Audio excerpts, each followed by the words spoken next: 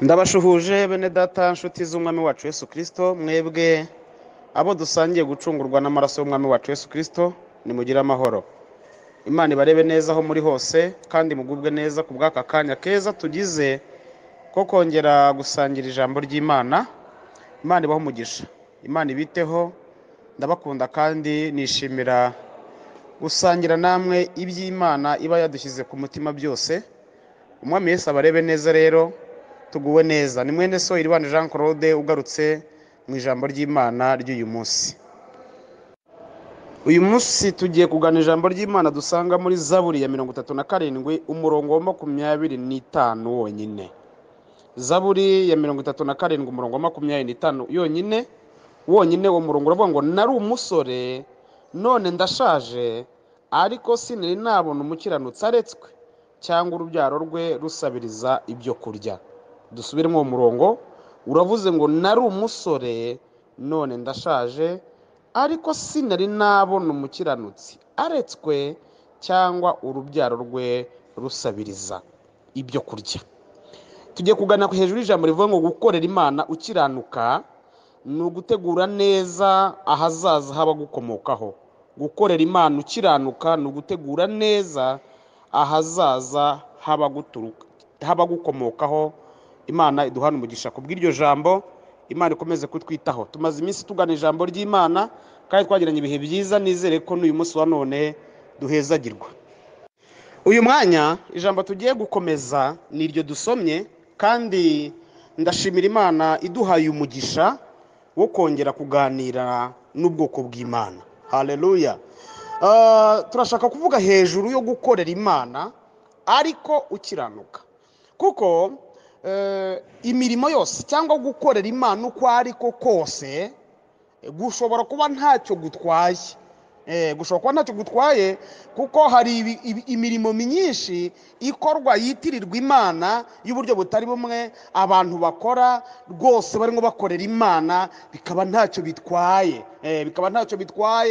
Byaba imirimo yose dukora, ya maturo dutanga, za nsengero twubaka, bya 10 dutanga, bya bikorwa byose dukorera mu nzu y'Imana dukorera Imana, cyangwa no mu bundi buryo bwose bwo gukorera Imana, nta kintu butwaye. Ariko ndashaka kugira ngo uyu munsi wa none tuzamure agaciro k'umuntu ukora ibyo byose ariko ari n'umukiranutsi. Uyu ni Dawidi uvuze aya magambo, aravuze ati nari umusore.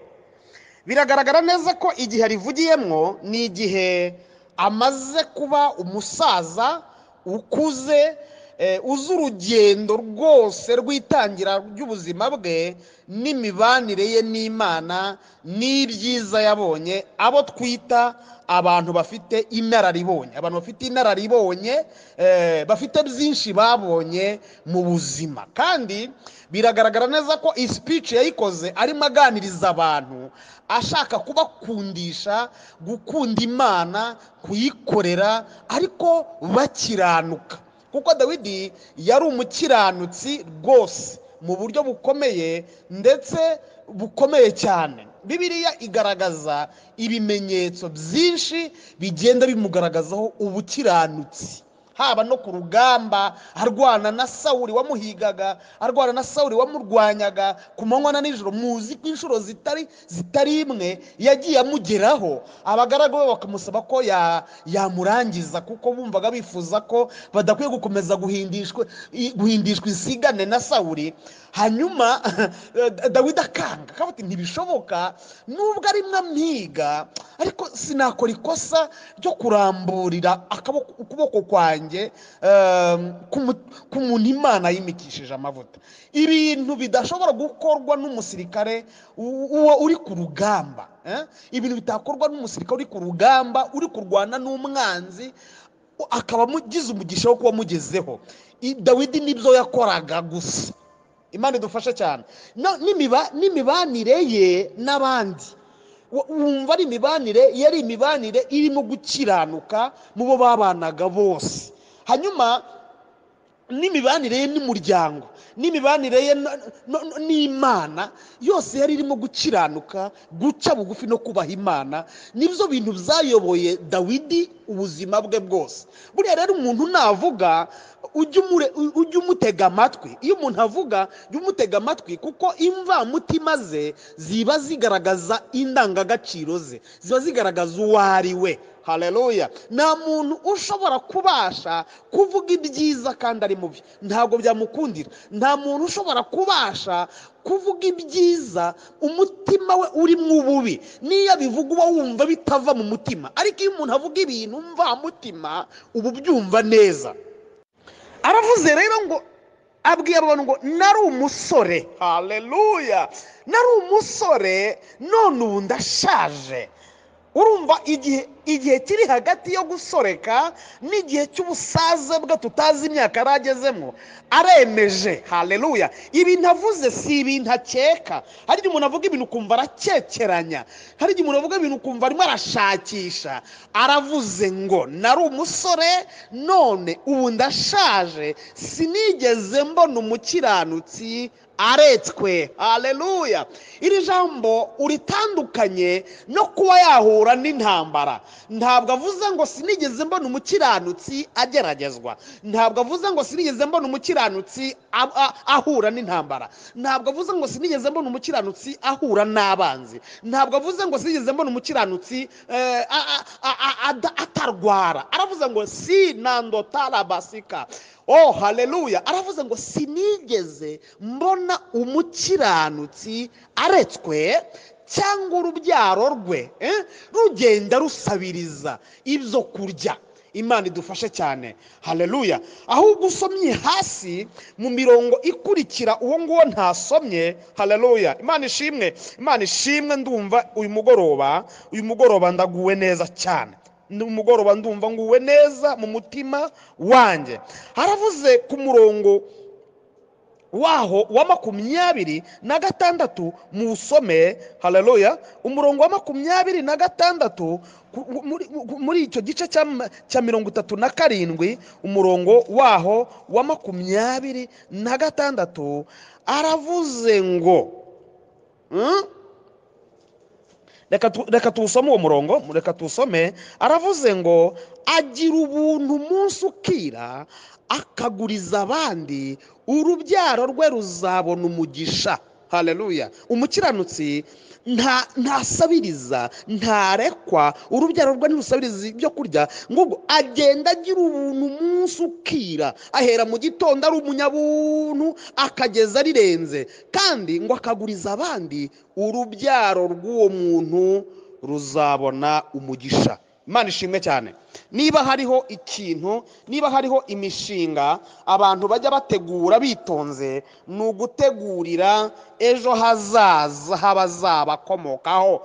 Imana idufasha cyane. Hari abantu usanga bikigoye kubera imibereho y'ubuzima, ariko nta kintu kibaho kinezeza umubyeyi nko kubona yabashije kumutegurira ubuzima bw'ejo hazaza. Kuri konte ye hari abagira ubushobozi bwo gushyiraho akantu umwana akazakura asanga hari icyagiyeho. Hari abagira ubushobozi bwo kubyara umwana yarabanje kumuteganyiriza ibizamufasha mu gihe kizaza. Hari abagira ubushobozi bwo kubikora, akavuga ati nzabyara abana nshoboye kurera, akaba avuze ngo nzabyara abana mfite ubushobozi bwo kuzakorera ibi n'ibi n'ibi. Hari n'abo bidakundira, ariko abo byakundiye n'abo bitakundiye mutega amatwi mwumva icyo Uwiteka avuze. Haleluya. Haravuze ngo umukiranutsi ntazarekwa, urubyaro rwe ntiruzasabiriza ibyo kurya, kandi urubyaro rw'uwo muntu ngo ruzagira umugisha. Haleluya. Birakwiye rero ko wumva ko iyo mishinga ni myiza, nimuyikore, ariko muyikore mukiranuka, kuko si igitangaza ushobora gutegurira umwana ejo, hanyuma igihe kikagera n'ibyo wamuteguriye ntibigire icyo bimumarira, cyangwa yanabibura ntibizemo umugisha. Niba ushaka gusetinga imigisha mu bana bawe, niba ushaka gusunikira imigisha mu bagukomokaho, niba ushaka gutegura ejo hazaza habakomoka kuri wowe, korera Imana wongereho gukiranuka. Haleluya. iteka ryose nushaka kumva ikintu neza, nushaka kumva ikintu neza mu buzima, jya ubanza utekereze ku kinyuranyo cyacyo. Contraire, ikintu kiri contraire, kugira neza contraire ni ukugira nabi. Amahoro contraire ni ibyago cyangwa se amakuba. Donc nushaka kumva ikintu neza ujya wumva ikinyuranyo cyacyo. Ndagira ngo kugira ngo tuza kumvira ijambo neza, tubanze turebe ibibazo bibaho ku muntu udakorera Imana akiranuka, umuntu utagira gukiranuka mu buzima bwe, udakiranukira Imana. Yesu ashimwe cyane. Mbibutsa ko gukiranuka ni ugukora ibyo usabwa gukora neza rwose, ni ugukora ibyo usabwa gukora uko biri, ni ugukora ibyo usabwa gukora uko biri. Imana idufasha cyane, niko ijambo ry'Imana rivuga. Ndagira ngo rero tuze kurebera hamwe ikinyuranyo, turebe abantu batakoze neza ibyo basabwaga gukora, hanyuma nuko byaje kugenda. Imana idufashe. Tugiye gusoma ijambo dusanga mu gitabo cya mbere cy'Abami ibice 5, igitabo cya mbere cy'Abami ibice 5 umurongo wa 20 turageza kuri 27. Igitabo cya mbere cy'Abami ibice 5 umurongo wa 20 kugeza 27. Reka aho hantu tuwasome twumve ikinyuranyo cyo gukorera Imana udakiranuka. Turebe gukorera Imana udakiranuka uko bigenda, kudakora ibyo usabwa gukora nk'uko biri. Imana idusure, Imana itugenderere, Imana iturengere, Imana idufashe. Muri hangana gatoya, ni Abami ba kabiri, ibice 5 umurongo wa 20. Tusome muri hangana ayo magambo ndayasoma kuko ndumva ariko mbishaka. Haravuze ngo, ariko Gehazi umugaragu wa Elisa umuntu w'Imana aribwira ati, ko databuja yagiriye Namani uwo Musiriya ubuntu ntiyakira ituro yamutuye, ndahiye Uwiteka Imana nzima, ndiruka mufate ngira icyo mwiyakira. Nuko Gehazi akurikira Namani abonye amukurikiye yiruka ava mu igare rye, aramusanganira amubaza ati, ni amahoro? Nawe ati, ni amahoro databuja. Databuja arantumye ngo aka kanya haje abahungu 2 b'abana b'abahanuzi baturutse mu gihugu cy'imisozi ya Efurayimu, ngo arakwinginze ubamuhera italanto y'ifeza n'imyambaro yo gukuranwa 2. Nuko Namani aramubwira ati, emera ujyane italanto 2. Niko kumuhata amuhambira italanto z'ifeza 2 mu isaho 2 hamwe n'imyambaro yo gukuranwa 2. Abikorera abagaragu be 2, barabyikorera bajya imbere ya Gehazi. Bagejeje ku musozi w'iwabo arabibaka, abishyira mu nzu, arabasezerera baragenda. Hanyuma araza ahagarara imbere ya shebuja Elisa, aramubaza ati, uraturuka he Gehazi? Undi ati, umugaragu wawe ndaho ntaho nagiye. Aramubwira ati, umutima wanjye ntiwajyanye nawe ubwo wa mugabo yahindukiraga akava mu igare rye akaza kugusanganira? Mbese iki ni igihe cyo kwakira ifeza n'imyambaro n'inzerayo n'inzabibu n'intama n'inka n'abagaragu n'abaja? Nuko ibibembe bya Namani bizakomaho no ku rubyaro rwawe iteka ryose. Maze amuva imbere ahindutse umubembe, yera nk'urubura. Imana idufashe. Umugabo abakoza akantu, yinjije umuvumo mu muryango we wose n'abazamukomoka. Umugabo yitwa Gehazi. Gehazi yari umugaragu wa Elisa, Elisa akaba umugaragu wa Eliya. Urwo ruhererekane, Eliya yari umuhanuzi ukomeye, mwese muramuzi, amateka ye n'amateka azwi, Bibiliya yagaragaza. Hanyuma Elisa nawe akaba yaraje ari umuhanuzi mu cyimbo cye, kandi wasabye imbaraga n'ububasha bwa Eliya inshuro 2 arabihabwa. Aza kugira rero umugabo w'umugaragu we nawe witwa Gehazi. Ndagira ngo mvuga akantu kababaje. Nta kintu kibi kibaho reka mbabwire akantu gakomeye, nta kintu kibi kibaho mu buzima nko kubana n'umunyamavuta ntugire ikintu umukuraho.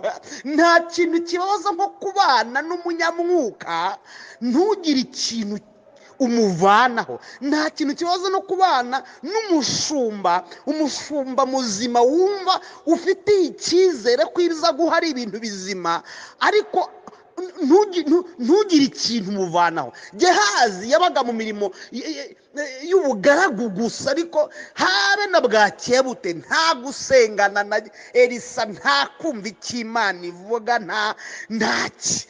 Elisa nawe yari yaramubonye, aravuga ati uyu muntu ndabona akunda ibiryo n'uwo kwibera mu gikoni, ndabona nta cyerekezo. Ibya Gehazi iteka byose byari ibinyamubiri, yareberaga mu mubiri ibintu byose, yahoraga arebera mu mubiri, yahoraga arebera ibintu hafi aho ngaho, nta kureba kure. Iteka ryose amaso ya Gehazi yahoraga areba hafi, ariko yabanaga na Elisa ureba kure. Elisa ukora inama ya guverinoma ari mu nzu, atavuye mu nzu, nta mashini afite, nta laptop afite, akicara mu nama ya gavumenti y'Abasiriya akamenya ibyabereye mu nama n'imyanzuro, igihe inama yatangiriye n'igihe yarangiriye n'imyanzuro yafashwe. Haleluya. Reka mbabwire, mujya mwifuza gufata umwitero w'umunyamavuta, mujya mwitoza gufata umwitero w'umunyamavuta. Umunyamavuta niwumva afite amavuta y'Imana, y'urwana no gushakisha n'ukuntu wagira ikintu umukuraho. Uzasoma uzasanga Elisa yarakutuje kuri Eliya mpaka kugeza ubwo amusaba gusigara ahantu hagera muri 4 aranga. Bambukana Yorodani, aravuga ati niki cyatumye unyizirikaho, urashaka iki? Aravuga ati nta kindi gitumye nkwizirikaho, ndashaka umwitero, ndashaka imigabane 2 y'umwuka ukubamwo. Haletwasikanda barasiya hoshili dravasiya mandromekire. Imana ishimwe cyane. Imana iduha abashumba bafite umwuka wifuzwa. Imana iduha abahanuzi bafite umwuka wifuzwa. Imana iduha ababwiriza butumwa bafite umwuka wifuzwa. Imana iduha abakozi b'Imana bafite umwuka wakwifuza, kubyo wakwifuza kugera ikirenge muke, kubyo wakwifuza guhagarara mu mavuta ye, kubyo wakwifuza gukora mu mpano ze, kubyo wakwifuza gusa nawe. Hari abakozi b'Imana muri no misi ya none babivangavanze kubyo utamwifuza, izina rye rivugwa abantu bose bakikanga batuwo turamuzi. Imana iturinde guhagara muri ayo mavuta, Imana iturinde bene nkabo. Imana iduha abakozi b'Imana. Hari abakozi bazima, hari abakozi b'Imana bazima bafite amavuta yakwifuzwa, bafite amavuta yakenerwa, bafite amavuta yakwifuzwa. Haleluya. Bene uyo mugendana agenda gusiga, ugenda wumva ukeye, ugenda wumva amahoro ari menshi mu mutima. Ntabwo umwikanga, ntabwo wikanga. Imana iturengere, Imana idufashe. Hari n'abakristo usanga bafite ibikomere by'abantu nk'abo, rimwe na rimwe yanakubona akakwikanga mw'uwo yabonye, akakwikanga nko kabutindi igeze guhura na yitwa umukozi w'Imana. Ariko hari abakozi b'Imana. Elisa yari kuri urwo rwego, ariko Gehazi yari down, Gehazi yari hasi. Gehazi amavuta yari 0, yari mu gikoni, yari gukora aho ngaho gusa, nuko yabagaho.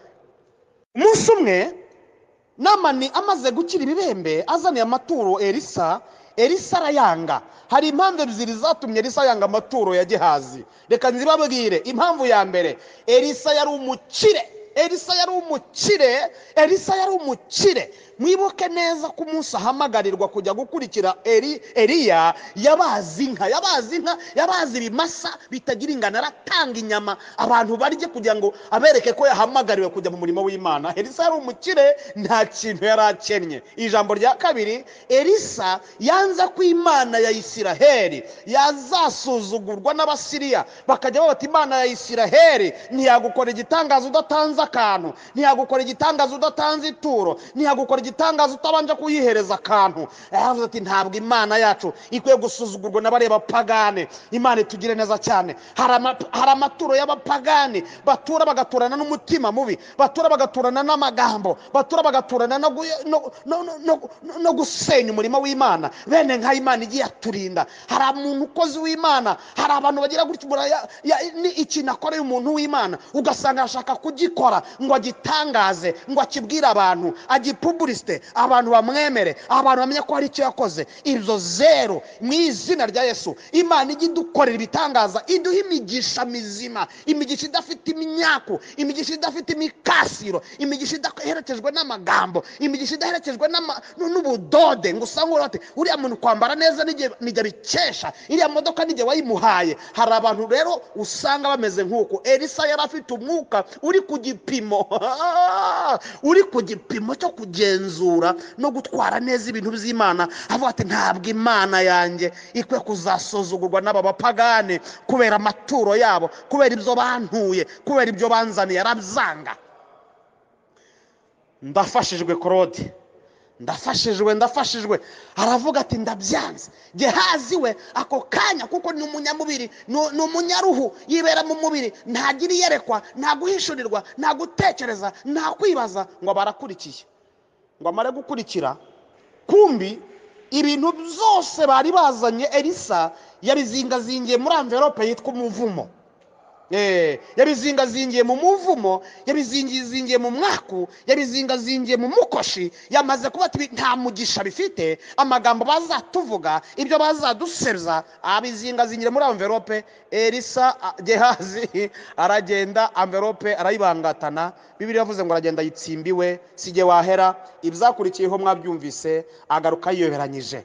Bene nkabo bariyoberanya, agaruka yiyoberanyije imbere y'umukozi w'Imana. Ariko bakozi b'Imana, Imana nibaha amavuta, mbasabiye amavuta mu izina rya Yesu. Abankurikiye mwese nimwakira amavuta, amavuta yo gufata inkozi z'ibibi nk'izo, amavuta yo gufata amabandi nkayo, amavuta yo kugenzura abanyamitwe nkabo. Gehazi aza yiyoberanya, aza yijijisha, aravuga ati ngo Elisa aramuza tuvuye he? Undi ati ntabwo nigeze mvaha. Nyumvira ni ukuri kw'Imana, nyumvira kubana n'umunyamwuka ntumumenye, umunyamwuka urondora abandi, umunyamwuka ukorana n'Imana. Ati ntabwo navuye ahangaha.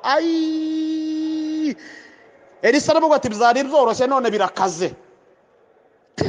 Umutima wanjye wajyanye nawe igihe wagendaga ugahindukira, hanyuma wa muntu akaguhereza bya bindi ukagenda ukabitsimba byose, aho wabitsimbiza nahabonye. Aramubwira ati none rero umva ikintu winjije, ntabwo ari ikikugarukireho gusa, winjije umuvumo kuri wowe, winjije umuvumo ku bana bawe n'abazagukurikira bose. Imana idufashe cyane. Igisekuru cya Gehazi agisetinga nk'umuvumo kubera kudakiranuka, kubera kudakora ibintu neza, kubera kudatunganira Imana. Imana itusure, Imana itugire neza cyane. Gukorera Imana ukiranuka ni ugutegura neza ahazaza habagukomokaho. Imana idufashe cyane. Ijambo ry'Imana aho waryumva uri hose, aho usengera hose, Imana igufashe umenye neza ko gukorera Imana ukiranuka ari ugutegurira abazagukomokaho ibyiza. Imana ishimwe cyane. Bibiliya ivuze iki? Urugamba barugezeho barakubitwa bye. Bakubiswe, Yosuwa ajya gusenga, ajya kubaza Imana ikibateye uwo mwaka. Imana yavuga ati muri mwebwe harimo ikizira, kuri ikizira mu Bisiraheli hanyuma nkorane nawe. Yosuwa ntiyari kwerekwa ibi bintu, ariko yegeranya imiryango yose, agenda abaza buri muryango. Imiryango yose iratsemba, irahakana Akani ahari. Hanyuma biva hejuru biramanuka kugeza ubwo bimanuka bigera hasi mu isibo. Biragenda bigera ku rugo, hafatwa urugo rwa Akani. Mwumva ibyo bintu ahantu bizari byahereye, ubwo bufindo bakoze igihe babutangiriye, biragenda bifata urugo rwa Akani mwene Zera. Urugo rwa Akani rufashwe, Yosuwa mujyana ku ruhande kuko yari amuzi. Bajyanaga kuvuga bati Akani mwene data, yaba ari wowe waba warakoze ayo makosa? Akani ati ndumva umutima ubindega. Urabikurega n'imbere nahereye. Hari abantu bagira imitima utamenya ukuntu imeze, ku buryo nubwo wavuga icyaha yagikoze atakihana. Babaho ugasanga arashaka ibimenyetso, mbese uvuga utumenyetso twose. Hari abantu bagira imitima itameneka, yabaye akahebwe, ijambo ry'Imana ritajya rimena ngo yumve umutima umenekeye Imana. Imana iturinde abantu nk'abo. Ndakwifuriza kutaba umuntu nk'uwo. Ijambo ry'Imana rikigupikaho ukumva rikubwira, menya ko usabwa kwihana ibyaha byawe, usabwa kwihana ingeso zawe. Imana idufasha cyane. Uyu mugabo rero Yosuwa ategeka ko bajya kubizana ngo barabiceke, barabisaka, babizanga mu ihema rye, barabizana byose. Yosuwa n'umubabaro n'agahinda n'ishavu n'isaka ryabayeho gusaka abantu b'abakiranutsi b'abaziranenge bashyizwe mu kato kubera uwo mupagani, aravuga ati ndategetse ubu Akani umugore we, abana be, ihene ze, inka ze, ingurube ze, intama ze, imbwa ze, ikintu cyose cyitwa icya Akani mumanure mu gikombe cya Akori, ndabereka uko tubigenza. Ngo bahageze ategeka ko babatera amabuye bose barabica. Aravuga ati sinshaka ko n'intumbi zabo zigaragara, mubatwike. Wahita wibaza uti nk'aba bana bazize iki? Bazize se udakiranuka, bazize se uhishira. Hari abantu usanga bagira ingeso nk'izo z'ubucakura n'ubusambo no kwiba no gutekinika, ugasanga no mu kazi aho akora mu byo bamushinze ntashaka gukora neza. Ndagira ngo ubwira ngo ibyo urimo ukora uri kubaburira amaka, uri gukurura amakara kuba gukomokaho, kuko ejo hazaza bazahura n'ibibazo, bazahura n'akaga gaturuka kuri wowe, kuko bazakwirukana ku kazi, utahe abana bawe amashuri meza bigagamwo bayavemo kubera ubusambo n'ubupagani. Birakwiye ko tuba abakozi b'Imana bakiranuka. Mu kazi aho ukorera kiranuka, aho baguhaye gucunga ibintu kiranuka, muri ofisi yawe kiranuka, mu rugo rwawe kiranuka, mu mishinga uyobora kiranuka. Maze nukiranuka ntabwo urubyaro rwawe ruzasabiriza ibyo kurya, kandi urubyaro rwawe ruzahabwa umugisha. Uzagenda uzamuka uporomotingwa, uhabwa icyubahiro cy'ikirenga kubwo gukorera Imana ukiranuka. Akani n'abana be bose bahura n'akaga gakomeye. Imana itubabarire, Imana iduhe kumva ibi bintu. Bivuze iki? Urugamba barugezeho barakubitwa bye, barakubitwa bye. Bakubiswe, Yosuwa ajya gusenga, ajya kubaza Imana ikibateye uwo mwaka. Imana yavuga ati muri mwebwe harimo ikizira, kuri ikizira mu Bisiraheli hanyuma nkorane nawe. Yosuwa ntiyari kwerekwa ibi bintu, ariko yegeranya imiryango yose, agenda abaza buri muryango. Imiryango yose iratsemba, irahakana Akani ahari. Hanyuma biva hejuru biramanuka kugeza ubwo bimanuka bigera hasi mu isibo. Biragenda bigera ku rugo, hafatwa urugo rwa Akani. Mwumva ibyo bintu ahantu bizari byahereye, ubwo bufindo bakoze igihe babutangiriye, biragenda bifata urugo rwa Akani mwene Zera. Urugo rwa Akani rufashwe, Yosuwa mujyana ku ruhande kuko yari amuzi, bajyanaga kuvuga bati Akani mwene data, yaba ari wowe waba warakoze ayo makosa? Akani ati ndumva umutima ubindega. Urabikurega n'imbere nahereye, imbere nahereye. Hari abantu bagira imitima utamenya ukuntu imeze, ku buryo nubwo wavuga icyaha yagikoze atakihana. Babaho ugasanga arashaka ibimenyetso, mbese uvuga utumenyetso twose. Hari abantu bagira imitima itameneka, yabaye akahebwe, ijambo ry'Imana ritajya rimena ngo yumve umutima umenekeye Imana. Imana iturinde abantu nk'abo. Ndakwifuriza kutaba umuntu nk'uwo. Ijambo ry'Imana rikigupikaho ukumva rikubwira, menya ko usabwa kwihana ibyaha byawe, usabwa kwihana ingeso zawe. Imana idufasha cyane. Uyu mugabo rero Yosuwa ategeka ko bajya kubizana ngo barabiceke, barabisaka, babizanga mu ihema rye, barabizana byose. Yosuwa n'umubabaro n'agahinda n'ishavu n'isaka ryabayeho gusaka abantu b'abakiranutsi b'abaziranenge bashyizwe mu kato kubera uwo mupagani, aravuga ati ndategetse ubu Akani umugore we, abana be, ihene ze, inka ze, ingurube ze, intama ze, imbwa ze, ikintu cyose cyitwa icya Akani mumanure mu gikombe cya Akori, ndabereka uko tubigenza. Ngo bahageze ategeka ko babatera amabuye bose barabica. Aravuga ati sinshaka ko n'intumbi zabo zigaragara, mubatwike. Wahita wibaza uti nk'aba bana bazize iki? Bazize se udakiranuka, bazisese uhishira. Hari abantu usanga bagira ingeso nk'izo z'ubucakura n'ubusambo no kwiba no gutekinika, ugasanga no mu kazi aho akora mu byo bamushinze ntashaka gukora neza. Ndagira ngo nkubwire ngo ibyo urimo ukora uri kubaburira amaka, uri gukurura amakara kuba gukomokaho, kuko ejo hazaza bazahura n'ibibazo, bazahura n'akaga gaturuka kuri wowe, kuko bazakwirukana ku kazi, utahe abana bawe amashuri meza bigagamo bayavemo kubera ubusambo n'ubupagani. Birakwiye ko tuba abakozi b'Imana bakiranuka. Mu kazi aho ukorera kiranuka, aho baguhaye gucunga ibintu kiranuka, muri ofisi yawe kiranuka, mu rugo rwawe kiranuka, mu mishinga uyobora kiranuka. Maze nukiranuka ntabwo urubyaro rwawe ruzasabiriza ibyo kurya, kandi urubyaro rwawe ruzahabwa umugisha. Uzagenda uzamuka uporomotingwa, uhabwa icyubahiro cy'ikirenga kubwo gukorera Imana ukiranuka. Akani n'abana be bose bahura n'akaga gakomeye. Imana itubabarire, Imana iduhe kumva ibi bintu. Nenda kugana ku musozo rero, ndashaka kuvuga noneho icyiza cyo gukora ukiranuka, gukora ibikorwa binezeza Imana, gukora ibintu bikora ku mutima w'Imana, umutima w'Imana ukawunyeganyeza. Haleluya, haleluya. Umutima w'Imana ukawunyeganyeza.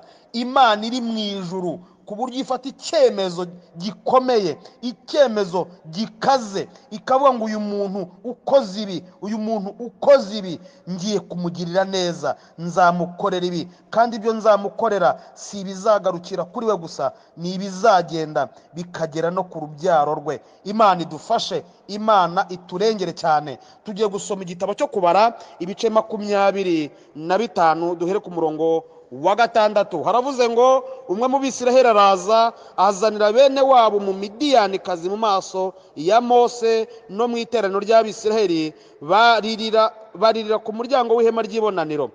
Finehasi mwene Eliyezeri wa Aroni umutambyi abibonye, ahaguruka hagati mu iteraniro, yenda icumu, akurikira uwo Mwisiraheli mu ihema, abahinguranya bombi, uwo Mwisiraheli n'uwo mugore, rimufata ku nda ye, mugiga ishira ubwo mu Bisiraheli. Abishwe na mugiga iyo bari inzovu 2,400.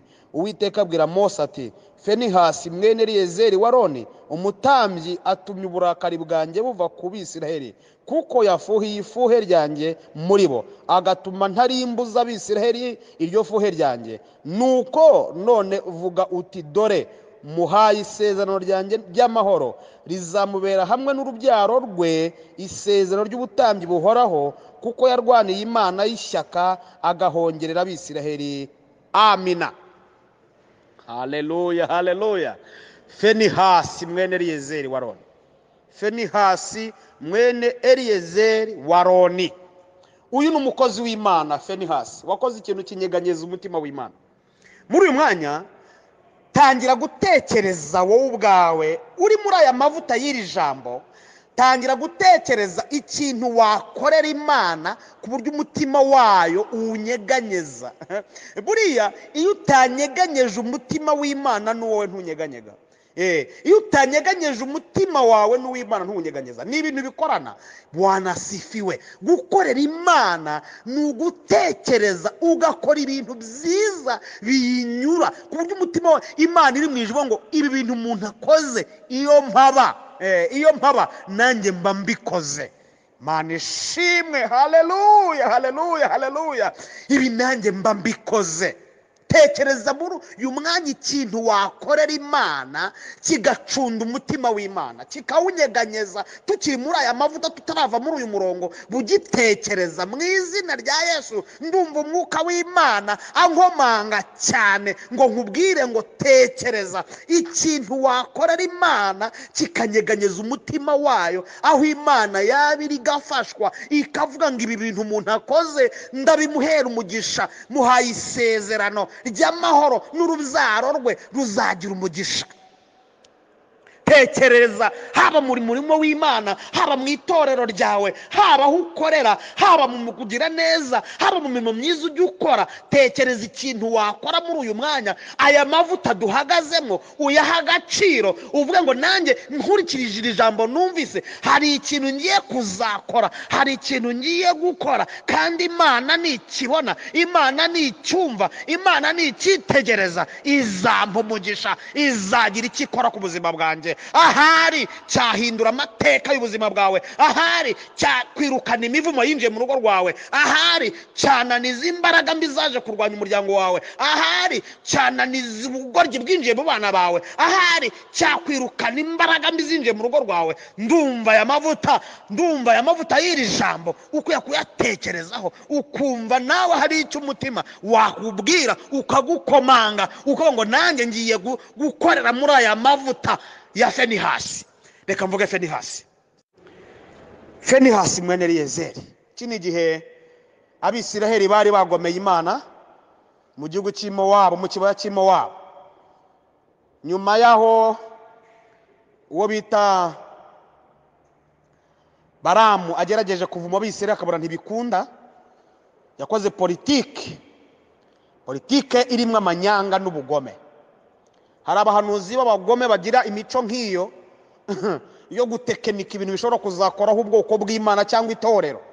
Abo ndabacyashye mu itorero mu izina rya Yesu, abo ndabirukanye mu gihugu mu izina rya Yesu, abo ndabacecekesheje mu izina rya Yesu, abo mbatesheje agaciro mu izina rya Yesu. Gehazi nani uyu mugabo Baramu aragenda aragambana, aravuga ati Abisiraheli bakora inama na Baraki, barabata Abisiraheli, shaka kuntu wabahuriza hamwe bakora impuzamadini hariya hepfo mu kibaya cy'Imowabu, hanyuma muze abakobwa banyu b'Amowabukazi baze kwambara impenure, baze kugaragaza amatako, hanyuma bari Abisiraheli nabo baraza kubaromokeramwo. Dore bari Abisiraheli ntabwo bajya basambana, ntabwo barabona amatako y'abandi bagore. Rwose icyo nicyo wakora kugira ngo ubashyikire. Hanyuma uwo mushinga uranozwa neza, birakorwa. Hanyuma abatambyi ntibabihishurirwa, ntibabitambuwa hafi aho. Imana idufashe cyane. Abatambyi Imana iduha amaso, kozi Imana ibaha amaso yo guhishurirwa imigambi ya Satani ibigihishahisha mu tuntu tw'ubwenge bw'isi n'ubucakura bwayo. Imana idufashe cyane. Hanyuma icyaje kuba, Imana yaje kurakarira iteraniro kuko Abisiraheli biraye mu Bamowabukazi barasambana, kugeza ubwo Umwisiraheli umwe ngo asimbukiye Umumowabukazi we, irari ryamubanye umurengera, abacakiye Umumowabukazi, amujyanye mu ihema ry'ibonaniro, atangira kumusambanyirizamwo. Aroni buri icyo avuga, Mose buri icyo avuga, Eliyezeri umutambyi mukuru buri icyo avuga, bari bari aho bumiwe. Mane turinde inkozi z'ibibi zizana ibintu bitera abakozi b'Imana confusion, abantu bakumirwa bakabura icyo bakora. Imana turinde imbaraga nk'izo mbi mu izina rya Yesu. Muri ako kanya haza kuboneka umukozi w'Imana, umugabo witwa Finehasi mwene Eliyezeri wa Aroni. Yari ari mu iteraniro, yari ari aho ngaho, akora icyaha nakwita nk'irengayobora. Arasimbuka arabati, nubwo ntacyo Mose yavuze, nubwo ntacyo data Eliyezeri yavuze, nubwo ntacyo Aroni yavuze sogokuru, ngiye gukora ikintu ngo abatura icumu. Arasimbuka aragenda tikura uwo mu Mwisiraheli icumu, ari mutikura mu mugongo, rifata inda, rifata umugore hasi, rifata ubutaka. Imana iri mu ijuru iravuga ati vraiment, iriruhutsa tawe, iravuga ati kabisa, haleluya. Iravuga ati Finehasi yomba ndi nk'umuntu mbanje nkaguhobera. Finehasi Imana iri mu ijuru irahaguruka, intebe yayivaho, iratambuka ibineza birayica. Iravuga ati mbonye umuntu ukoze ibintu natekerezaga, mbonye umuntu ushoje ubushake bwanjye ku byo nifuzaga gukora, mbonye umuntu utumye uburakari nari mfite bushira, mbonye umuntu utumye umubabaro nari mfite unshira mu mutima, mbonye lezetala banda sikiri baya gromenianse utasharabayikita olasini mandrasire drome kire. Mbonye umuntu unyeganyeje umutima wanjye, mbonye umuntu, oh haleluya, ihita imanuka ako kanya. Bakibyibaza bakiri muri confusion, iramanuka ibwira Mose ati umva mvuko mvuze, haleluya. Iravuga ati jewe ndi Uwiteka. Iravuga ati Eliyezeri Fenihasi mwene Eliyezeri wa Aroni akoze ibintu byari bindi ku mutima. None tangariza abantu ko mu gihe gishize kandi batangariza ko Fenihasi muhaye isezerano ry'amahoro. Muhaye isezerano ry'amahoro. Ikindi kandi si isezerano ry'amahoro gusa, mubwire yuko rizamuhindukira isezerano mu rubyaro rwe ruzakurikiraho rwose. Ntabwo hazigera haburamo umuntu wo gukora umurimo wanjye. Imana ihita isetinga imigisha mu muryango wa Fenihasi mwene Eliyezeri wa Aroni. Reka mbabwire ngana ku musozo, nimukurikirana neza mugasoma mwitonze, muzasanga uwo bita Ezira wavanye Isiraheli mu bunyage igihe baramaze imyaka 70. Ezira watashye mbere y'abandi bose. Ezira akomoka mu muryango wa Fenihasi mwene Eliyezeri wa Aroni. Ibi byari byaravuzwe n'Imana kera ko mu rugo rwabo hatazabura umuntu uzakorera Imana. Imana ishimwe cyane. Urifuza ibyiza mu rugo rwawe, urifuza amahoro mu rugo rwawe, urifuza iterambere mu rugo rwawe, urifuza ubuzima mu rugo rwawe, urifuza imibereho myiza mu rugo rwawe, urifuza ko abana bawe bazagira amahoro, urifuza ko abana bawe batazakenyuka, urifuza ko urugo rwawe ruzagira iterambere, urifuza ko umuryango wawe uzamenyekana, urifuza ibyiza, ndagira ngo uyu mwanya ijambo ry'Imana ukimara kuryumva urihindura ubuzima bwawe. Utekereze nawe uko ukwiye gukorera Imana, utekereze ikintu wakora cyanyeganyeza umutima w'Imana, Imana ikanezerwa ikakwaturaho ibyiza. Twari dufite ijambo rivuga ngo iyo ukora ibyiza ukiranuka, iyo ukorera Imana ukiranuka, ubutegurira abagukomokaho ibyiza by'ejo hazaza. Imana ibahe umugisha, Imana ibarebe neza. Reka dusenge Imana. Mana, mu izina rya Yesu turagushima ijambo rye twumvise, ijambo rye ritwigisha, ridutegura, ritwereka ko dukwiye gukorera neza dukiranuka. Nsenge umuntu wese uryumvise aho ari hose, abari mu Rwanda, abari i Burundi, abari muri Amerika, abari mu Bubiligi, abari muri Aziya, abari muri Afurika, abari mu Burayi, iri jambo risanga wese aho ahurira naryo, ndamusengeye mu izina rya Yesu kugira ngo umushoboze guhindura imikorere ye. Niba akoraga ibidanezeza nka Gehazi, nka Kani, umubabarire, ariko Mana umuhindurire icyerekezo cyo gukora ibyiza kugira ngo asingire ibyiza, asingire imigisha y'abakiranutsi, asingire imigisha y'abakozi b'Imana bakorera Imana bayubaha. Urakoze, mbisabye Imana mu izina rya Yesu Kristo wa Nazareti. Amen. Shalom, shalom. Amahoro y'Imana abane namwe.